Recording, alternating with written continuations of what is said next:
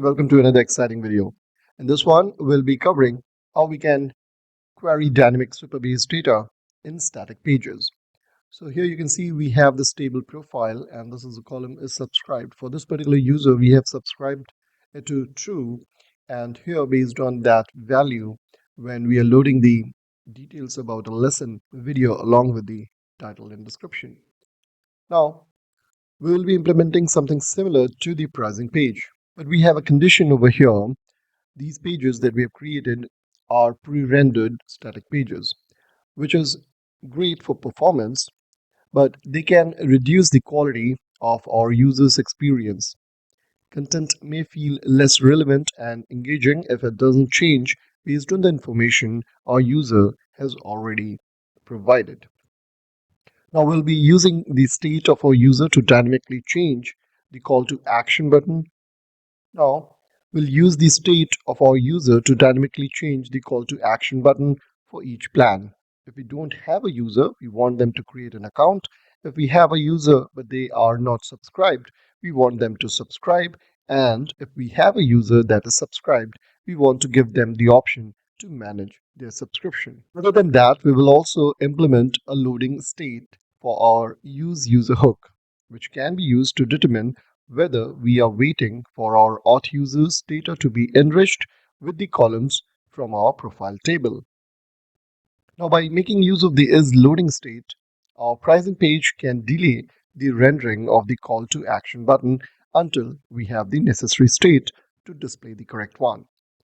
So here we'll be opening up our pricing page, and within this pricing page, we will be making certain changes.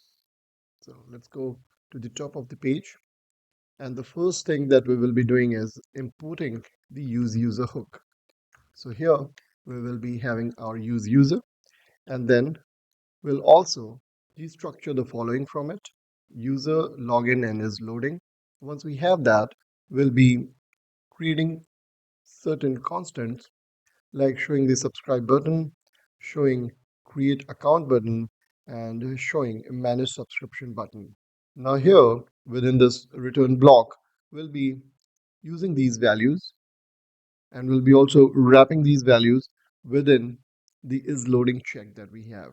Now we're done with the pricing page. We'll be going back to our context over here, and under the user.js file, we'll be including the is loading feature that we just now implemented in the pricing page. So here in user.js file,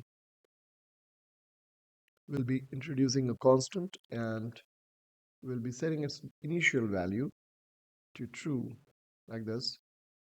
And finally, when we are done with the profile fetching, like over here, set user, we'll be setting the is loading to false. And when the set is loading is false, then we will be displaying the information on the pricing page. And this needs to be exported as well. So here we'll be exporting it as loading, and that's pretty much it that we need to do over here. Now we're already running the application. Let's open it up, and here we'll be clicking on the login button. Click on the login button over here, and this is going to log the user in. And once logged in, we will be going to the pricing page over here. And here you can see, because in our Supabase we had this value set to true, we are now getting the option as manage subscription coming up. Now if I go back to the Supabase table and set its value to false, save this, and let's refresh it to confirm that the changes have persisted. Now you can see that the user is there, so we are now getting the subscribe option coming up. So that's how you can query dynamic Supabase data in static pages.